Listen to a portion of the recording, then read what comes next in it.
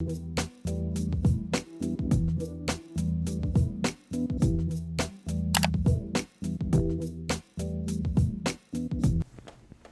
to the Wave Report. Please subscribe to the channel. Like and comment. You know, we accept all comments, all thoughts and opinions. We thank y'all. So I finally got the man behind the camera here today. Introduce yourself. All right, well, you guys heard from me before, but as you know, I'm Pat, the editor and photographer for the Wave Report. So all them angles you see, the magic, we all come together and we make it happen. We give you something good to watch. You know? So Pat, man, first of all, I'm not a big fan of New Yorkers. You know what I mean? Because I'm from the South, and y'all are very hustle and bustle type people. I'm kidding about not liking New Yorkers because Joe's from New York. I actually don't like him either. But how did you get into being behind the camera? Because you were initially, you were a teacher. Yes, that's correct. And then you were a police officer. That is also correct. How do you go from being a teacher to a police officer to being behind the camera? Where did the passion come from? Seeing as you come from like a completely opposite ends of the spectrum.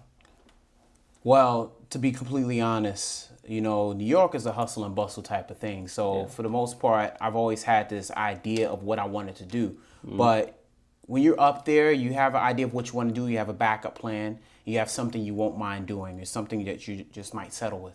Now, I was at first, before all of those things, a teacher. And I kind of just ended up stumbling in there. You know, I was doing security. I was working security for about some time at a school. And, you know, they was like, hey, you know, you're a security guard. You got college education. What are you doing as a security guard? This was personally the principal. The principal said, hey, listen, I see you got, you know, school, and I see you, you know, you do your security. But is that something you really want to do?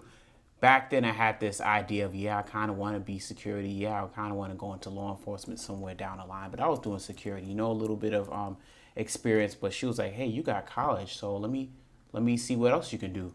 And next thing you know, the way she did it, she was kind of did it under the table, you know. She because she's in charge of the teachers, but the security's another part. And, you know, you have somebody in charge of security. So she was like, hey, listen, you're going to start teaching Monday.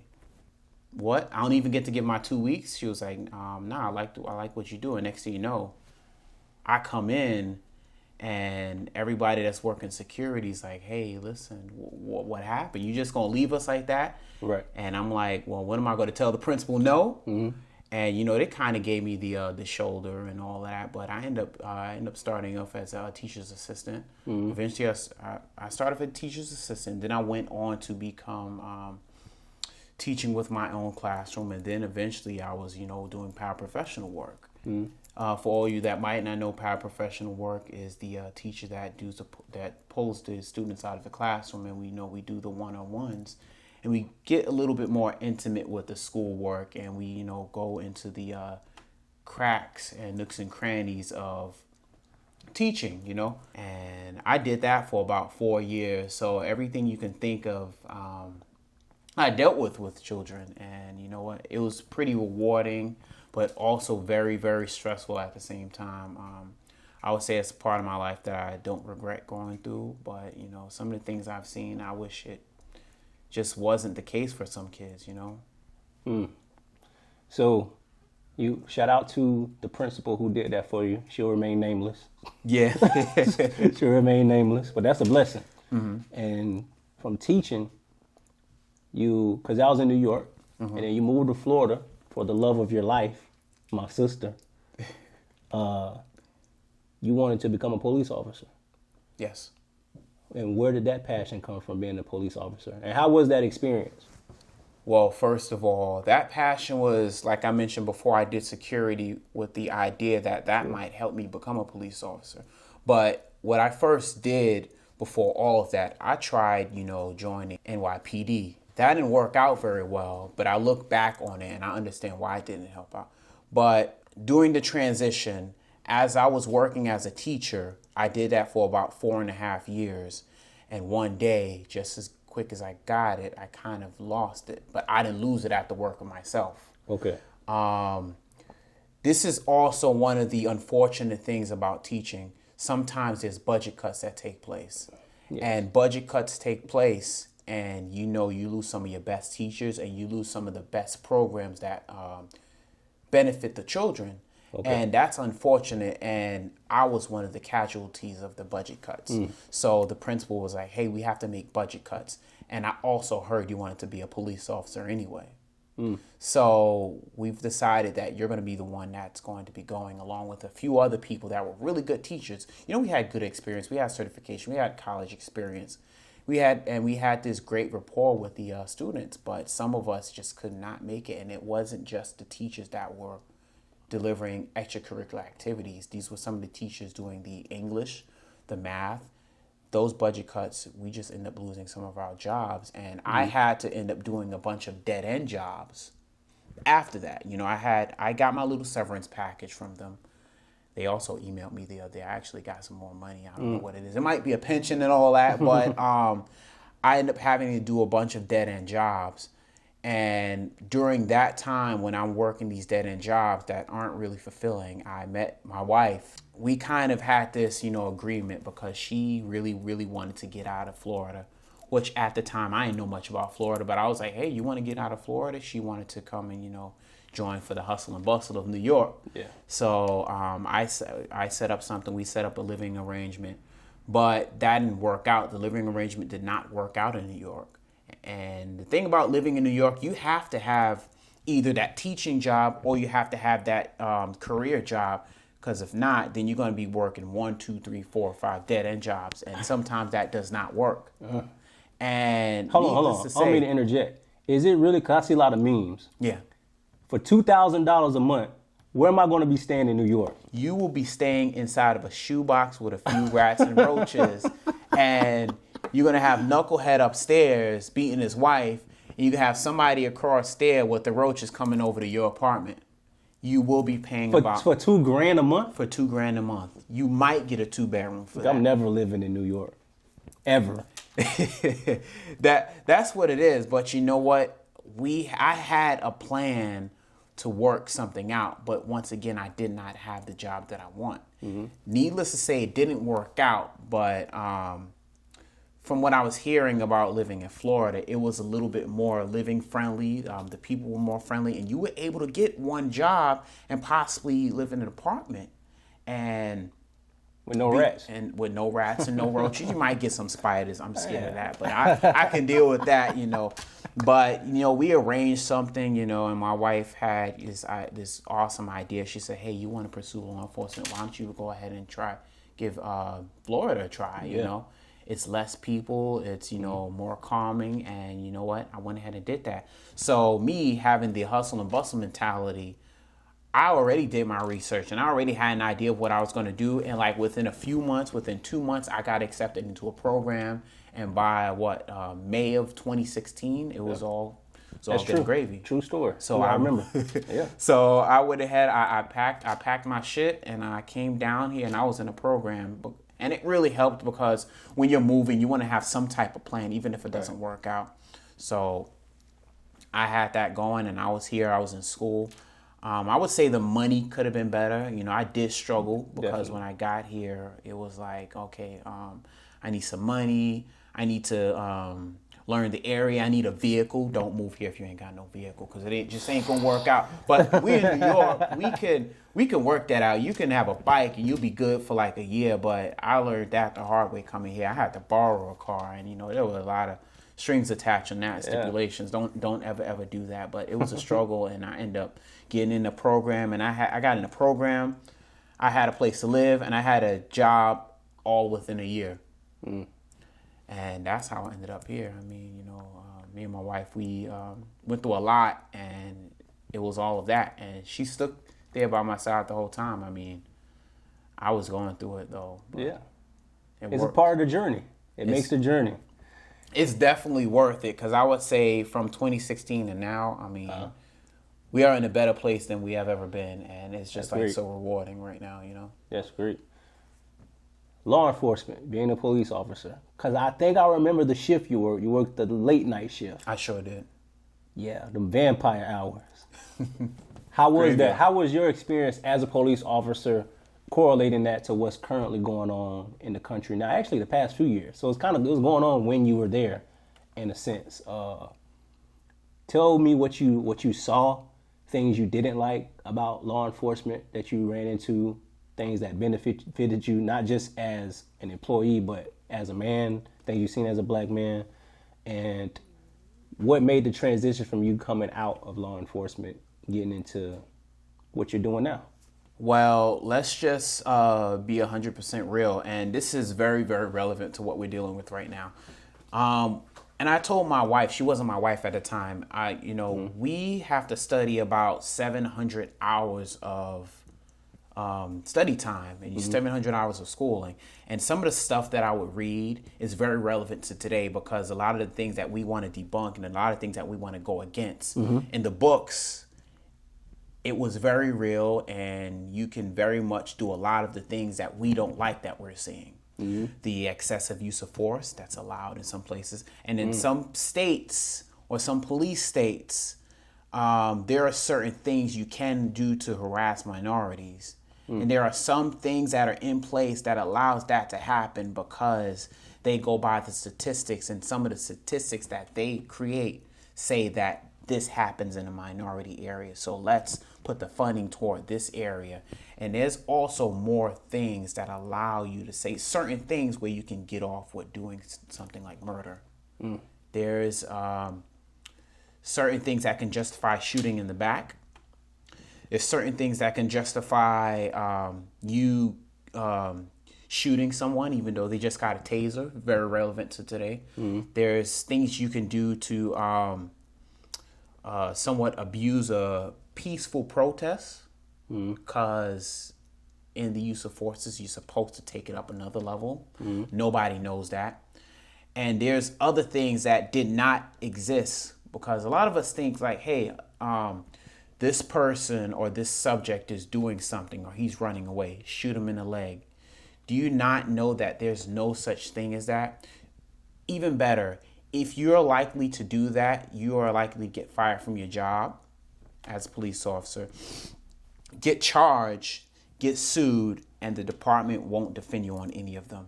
So you are safer shooting someone to kill them rather than shooting someone to wound them, because there's no such thing as shoot to wound in any of the books, and there's no such law that'll protect you from doing that. So most people that are doing that, they're doing that to save themselves, and they know they're possibly going to get off because there's other things that will protect shooting to kill rather than shooting to wound. Wow. These things very much exist. And this is this was a reality check for me, because as I'm reading, I'm learning this.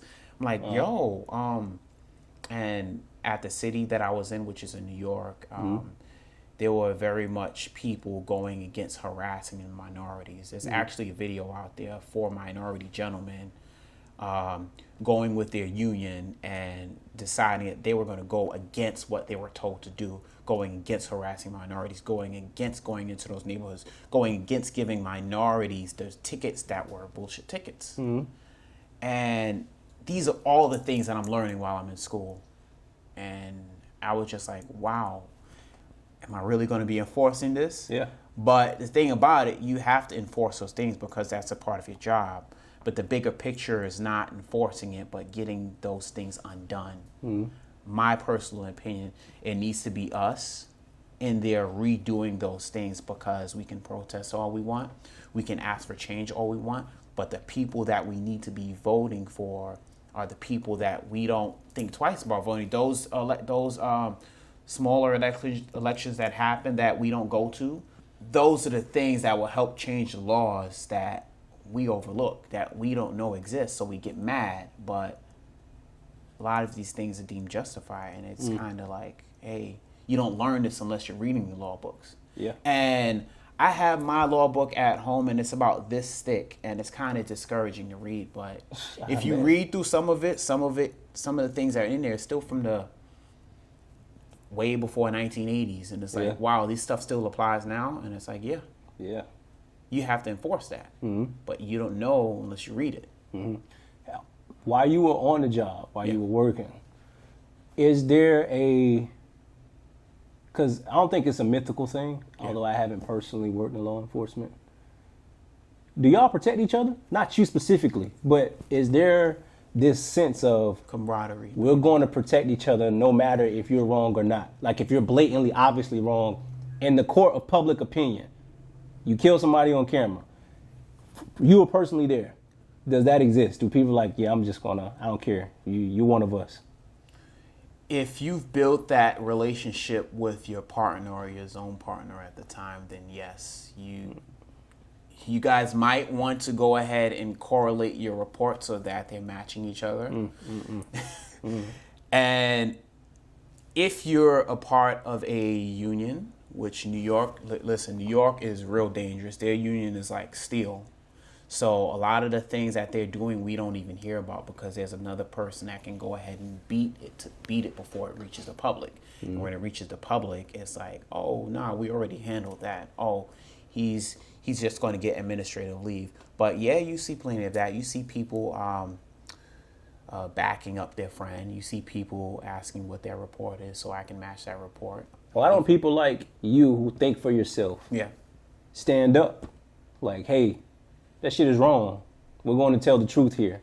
You were wrong. Why is it so many police officers?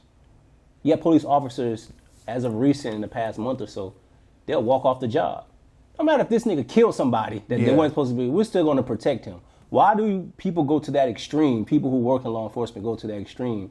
When there are people like you who exist, it's like, nah, man, you're supposed to do the right thing. You take responsibility for your actions.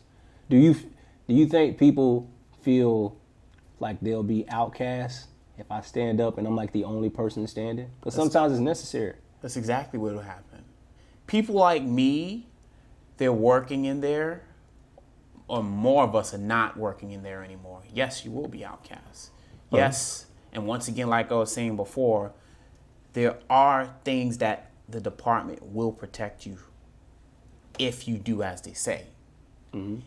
If you don't do as you say, you get outcast. You nobody wants to back you up. You're on your own.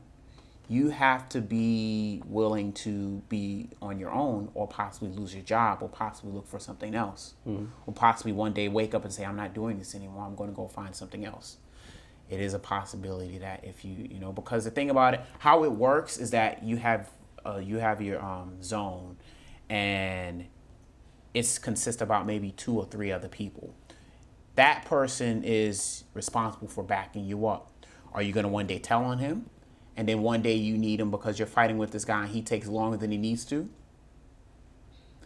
Or are you going to tell on this person and one day this person is, hey, he's maybe the related to the sergeant. Sergeants are the supervisors that are in charge of all them specific officers. You can go against them and it will mess you up. And there's not really many people like you being the outcast that are willing to be on your side and say, hey, let's go against all of this. You are an outcast. You are blackballed. Some of this happens in entertainment, but it's very, very sketchy. If you're willing to do the right thing, sometimes it'll cost you. And people not willing to take that risk. Not many people, because the thing about it, when you talk to these people, they're like, hey, I got a family to feed. This is all I got. All my eggs are in this basket. And with experience, the hardest thing is to leave one department and go to another department, because all they want to do on your new department is go back and dig to see what you did wrong in that old department. And if they dig into that, they'll find out, hey, all you did was, find a reason to not get along with your team. So it's like a off the books report card. It's like off the books report card. They go back and they find out, like, hey, you've been doing this. You was doing that in your last department. Why you leave? Let's go ask them. Let's go talk to the sergeant. Let's go talk to other people. And it's not really good. You build that report card just for being good sometimes. And so how did you get from that experience, because you have to let the people know how you transitioned out or what led to you transitioning out, to get into photography and video? This is very relevant to what we were just discussing. most of you might not be religious or a follower of God, but sometimes certain things happen and you just get pulled out. And I'm glad we talked about no excuses, because that's very much who I am. But when you start getting flags like me, I got a flag like I did everything right to go ahead and transition to the next department. But when it doesn't work or something happens, that's got to be an act of God. I'll be 100% honest. I was ending my time with them. I was ending my time with them, and I went ahead and opened up another application. This application takes about 4 to 5 months to complete. I passed everything that's required. I did everything right. Passed every single step. Polygraph. I did that about 2 to 3 times because it's very easy to fail out of those steps. But when you get to the 3rd time, you pass everything, you realize God said no. Just didn't happen. But at the same time, you pray and say, hey, what is it that I'm supposed to be doing? And one day a group of friends say, hey, we're going to chip in and we're going to get you a camera. You didn't really ask for that, but it's just like something that happened. True. I'm gonna pause right there. Guys, listen. The team that I'm with right now, they are very much responsible for getting one of these cameras. And when I tell you I got one of these cameras, it turned into multiple cameras, and it turned into the new content that you're now seeing on the Wave Report. So I very much give it's just true. The teams I work with, Tremonte and a few other friends, Joe, they all helped out, and we all chipped in. We all got cameras. Now I done got my first camera. Now I done upgraded, and now we got the content that we hear right now. But it's just sort of, to answer your question, it's sort of that thing like you pray and it just spontaneously happens. And I got my hand on that first camera, and my wife will tell you, I couldn't let go of it. I was so happy to have that camera. And ever since then, I just got all this other equipment, and operating it was like second nature. Because you also are very, very willing to learn new information. You dedicated yourself to learn how to work the camera, to put yourself out there. You're a good promoter. You market yourself well. But you don't allow your ego to get into the way of like criticism. And I noticed that in the Wave Report. You are a perfectionist to no end. You gotta be. Sometimes I gotta be like, Patrick, just chill. It's okay. They're like, nah, man, it's not okay. I gotta do this. But have you ever ran into, since you started picking up the camera and doing a lot of things, how many people have told you that, outside of me and Joe, that you're like a natural at it? Now, I know it probably you're like, man, it took me this long to kind of know what I really wanted to do. But that's something I feel like you're almost born to do, because you're just so, especially being one person. I can imagine if you had a team working for you, you probably like make movies or something, or films. But how many people have you had just let you know or encourage you and congratulate you and kind of just give you that compliment of you're very, very good at this? Because you have done business for other people. Yeah. It's been a few people. My wife tells me all the time, like, hey, I think you should go ahead and do it this. You like do it, you have a great passion for it, you do it so flawlessly. And I met with one of her friends. We went over their house, and her husband, does this, and he's like learning from me, and I'm pretty sure he had his camera longer than me. Yeah. But just a few people, not a lot, you don't really see it. You don't really see it from the outside. You just kind of do as you normally do, and people see it from the outside. They're like, hey, you do that well. I'm like, nah, it doesn't seem like I'm doing it well. Yeah. It just seems like I'm being normal. It just comes by nature. Yeah. I don't really know. Do you want to go to school for this? I am going to school for this. You are. I am going to school for this. To piggyback off what he was saying, yes, I'm very much willing to learn. Learning these cameras can take months, can take years, and once again, I learned it in a couple of weeks. I watched YouTubes for days. I watch other people. I ask other people questions. I ask a lot of questions, and I just got all of it down packed. I mean, I don't know. It doesn't seem like a task. What have you learned about yourself coming from New York, which is probably the busiest city in America, coming to Florida, which is like almost like complete opposites. Yeah. It's hot as fuck down here. It's slower down here. You can survive off of less down here in a way. Yeah. Going from teaching to where you are now? What have you learned about yourself and dealing with relationship stuff? Because that obviously wasn't easy. Because y'all had a long distance relationship for a while, and then you said she moved there, and y'all both moved here. Yeah. So she moved twice, even though she's originally from Harlem. Yeah.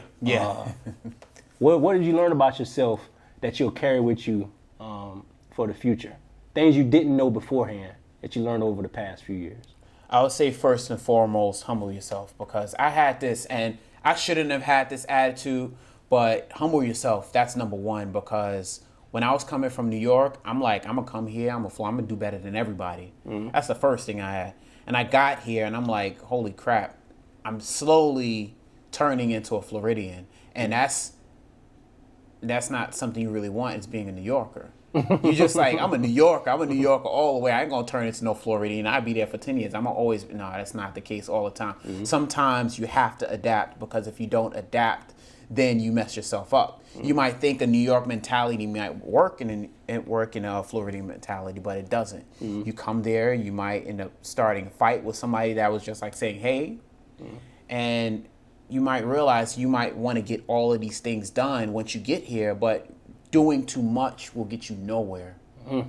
One thing at a time, baby. One thing at a time. One thing at a time. And that's the mentality that I had when I got here. I'm like, yeah, I'm going to do this, and that, and that. And just as quick, I lost everything. Mm-hmm. And I had to get back and regain and start everything all over again. Don't try to take something from somewhere else and bring it here. Second thing I would say is I've grown a lot more friendships. Yeah. Gotten a lot more friendships, a lot more people that sincerely care. We don't get that up there all the time. We got family. I heard. We got family, and you come down here with a cutthroat mentality. Everybody gonna look at you like you crazy. Mm-hmm. It's okay when you get here. It's okay to build friendships and build family. And trust people. Y'all don't trust anybody. I don't trust nobody. Man, me and Sarita fought with that a lot. And, I understand, because, here it's like, hey, it's okay to trust people. Up there, you trust to get you killed. Cutthroat. Cutthroat, man. Because you're like, yeah, I'm going to look out for my homeboy. But, yeah, somebody I know up there, they was doing something like this, but his New York mentality, he ended up taking some of the footage, and he ran off with it. Mm-hmm. That's messed up. You don't do that here. We family here. You cannot come down here trying to be cutthroat. Mm-hmm. It won't get you nowhere. Mm. Open yourself, and that's just one thing I do. I trust people now. I'm willing to chill. I'm willing to relax, and I got more friends and I got more family. My last question to you is, how'd you get on the wave report? For the people who don't know, how'd you get on the wave report?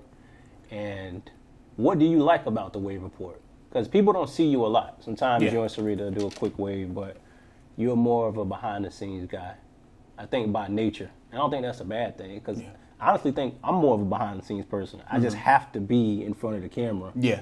But how'd you come on the wave report? And once the thing, I think that was, in my opinion, I think it was like an act of God, too.